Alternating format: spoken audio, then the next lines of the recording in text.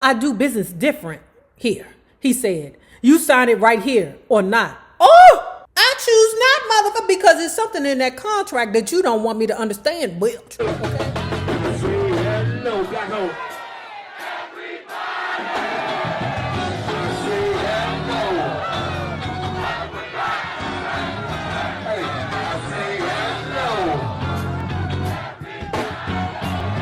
See this brother winning, man.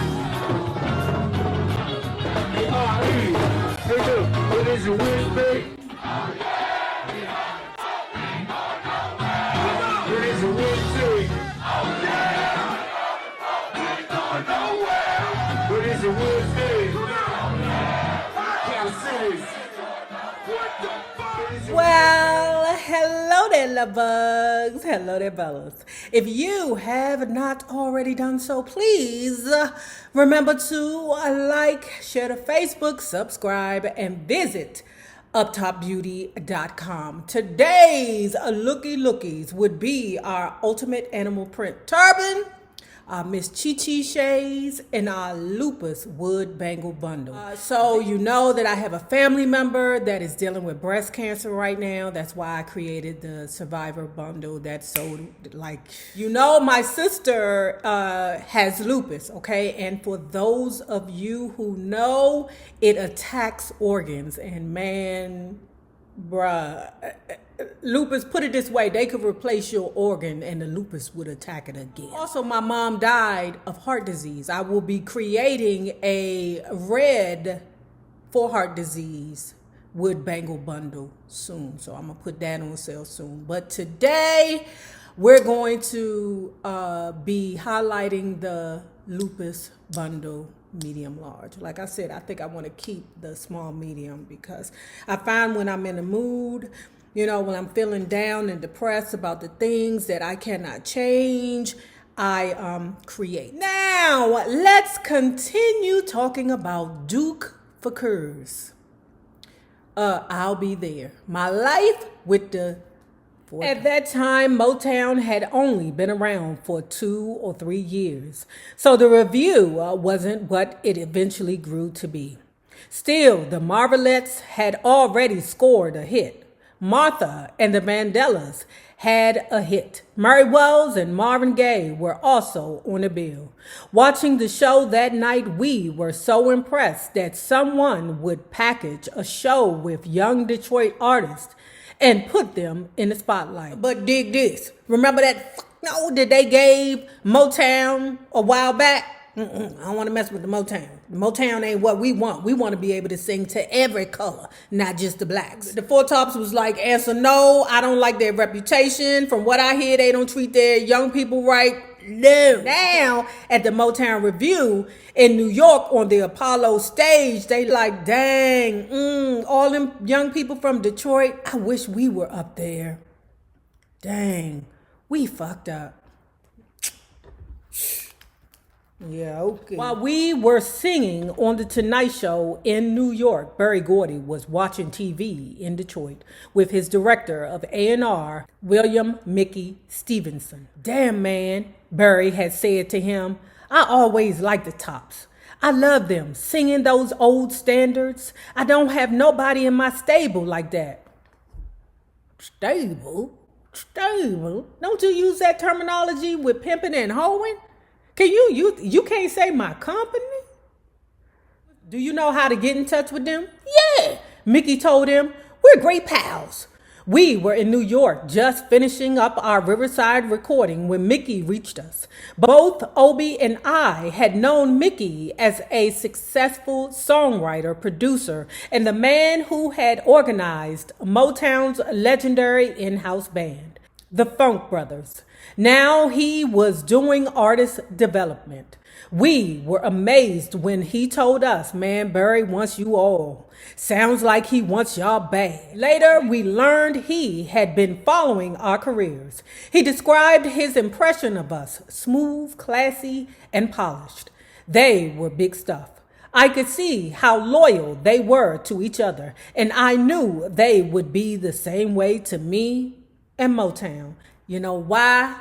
Because Barry did not pull that same bullshit on the Four Tops the way that he pulled on the rest. The Four Tops were already made. There was no need for the Motown machine to step in with them at all and do anything. You know, the way that they groomed the rest of the acts in Motown, they didn't have to do that. Remember, the Four Tops, they had been groomed by people like Billy Eckstine. Just as excited as he was about us, we eagerly finished our recording and went straight to Detroit.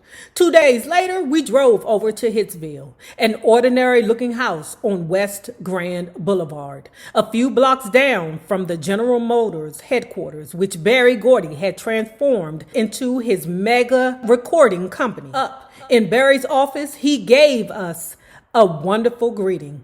Man, I love you guys. I remember seeing you all at the Flame Show Bar and other places around town. I love the way y'all sing, especially the old standards, those wonderful jazz songs, beautiful harmonies. It was music to our ears. We were holding our breath until we heard him say, "How would you like to join Motown?" Man, that would be great. I spoke for all of us because remember, Dookie is the businessman for the Four Tops. That was something that was settled long ago. Okay, that's why he was holding them people's money that he stole. Man, that would be great. I spoke for all of us, knowing it was what we'd been hoping and praying for. And it's actually ironic because we were hoping we could find some type of way to join Motown. He laughed. Well, maybe this is the time. So I'd like to offer y'all a deal. He said, pulling out a contract and passing it around his desk. Here's one of my contracts. It's for 6 years. Look it over. Tell me what you want.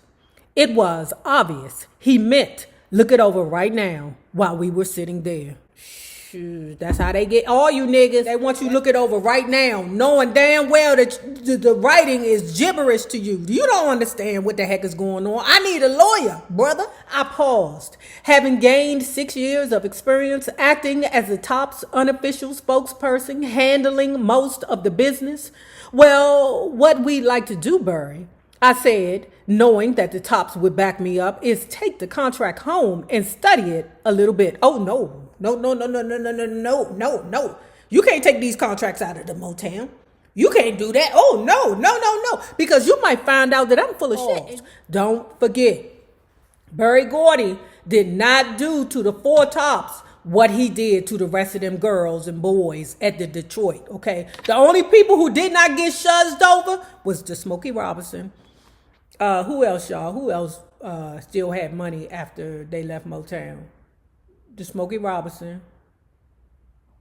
That's it. I can't think of nobody else. He pushed back. Oh, no.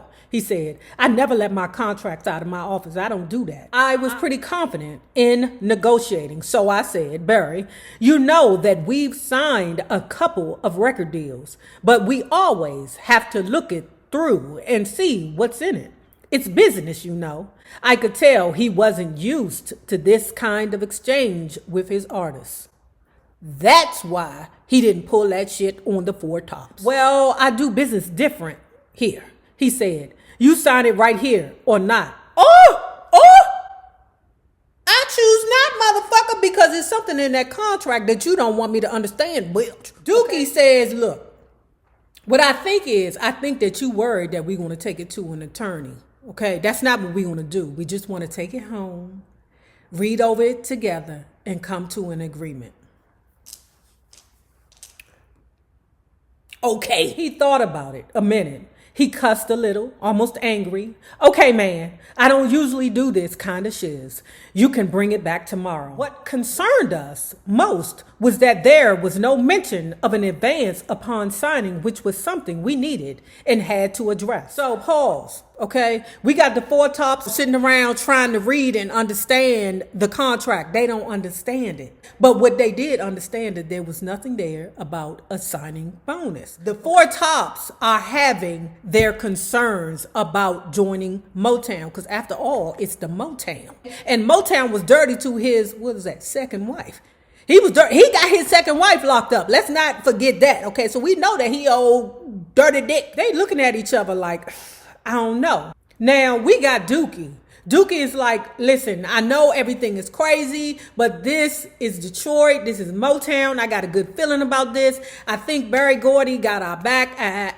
Lawrence and Obi is like, yeah, it is Motown. Okay? Don't forget that. And it is the Berry Gordy. Let's not forget that. And I need money now, brother. I need some money now. What the F, man? This is home, Levi said, helping me out. Gordy's making hits. This seems like where we ought to be. There was really nothing more to talk about. We all agreed we'd go for it. The next day, we were back in Barry's office ready to sign the contract if he would give us an advance. Look, man, I don't do that. Berry Gordy don't do a lot of things, okay? Like give his people the money that they deserve, okay? But moving forward. But here's what I'll do. I guarantee that you'll have hits at this record company. Y'all are good enough. I know I can make you hits. Can you put it in writing, I asked? No, I can guarantee you'll have hits, he said. Since you know we'll have hits, I said, knowing this was a strong possibility, we're just asking for an advance against the money you'll be making. He thought about this for a minute and then reached into his pocket. Look, here's the best I can do. I got $400, $100 for each of you. He laid the money on the table. We looked at each other. This wasn't what we expected. We wanted more. We needed more. But it was something. It was Motown. And we were on our way. According to Dookie, right, he's saying that each artist's relationship was different with the Berry Gordy. I absolutely agree with that. Because I believe that he played games or he messed with the people's head who he could mess with. Okay, it was a game to him to see who he can make crazy because like I've always said, Motown drove a lot of their artists crazy. Like if they had a eensy-weensy touch of mental health problems before they got to Motown, shit, by the time they finished Motown, they was, in Debo's chicken coop. He said that his relationship with Berry Gordy was mutually respectful. Berry's vision was that Mickey Stevenson would produce our initial American Soundbook LP for a new jazz label he was starting. Since the Tops had been doing their thing for so long, Berry told us to do whatever we wanted because he trusted. Now dig this. They did the whole album, the whole thing, okay? Then when it got back to Berry Gordy's sitting there listening. I don't know about this. I feel kind of funny. It took us about 12 months to successfully record about 12 songs. Breaking Through was the album we had dreamed of, an LP of American standards with tunes like I Left My Heart in San Francisco, Fascinating Rhythm. I Could Have Danced All Night Long from the Broadway musical My Fair Lady. Berry, okay, after everything is done, it's like, oh fellas, I see that you're done with your album, your jazz album. Okay, I see you done. But we need to talk. Let's go into my office. Come on. We got to talk. Berry ushered us into the office with Mickey Stevenson. And after we listened to a few cuts, he broke the news that he didn't think it was the right direction for us to go in. Nigga, what? You say what? You got us in here singing the jazz. And now you telling us you don't want us to sing the jazz? Good sound, great sound, man, he said as he stopped the recording. But I got other plans for you. I want y'all to go over there and meet Eddie Holland, Brian Holland, and Lamont Dozier. They call themselves Holland Dozier Holland.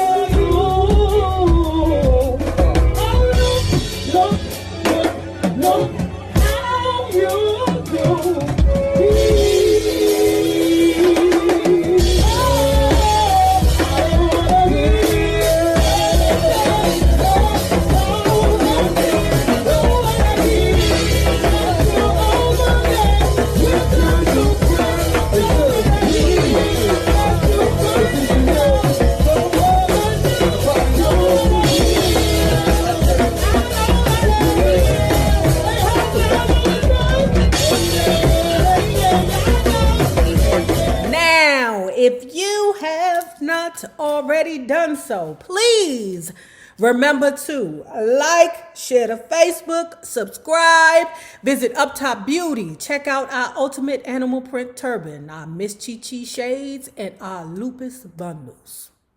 Now remember this, the same people that you meet on the way up will always be the same people that you meet on the way down. My naysayers, my patron loves, you babies, y'all better have a good one.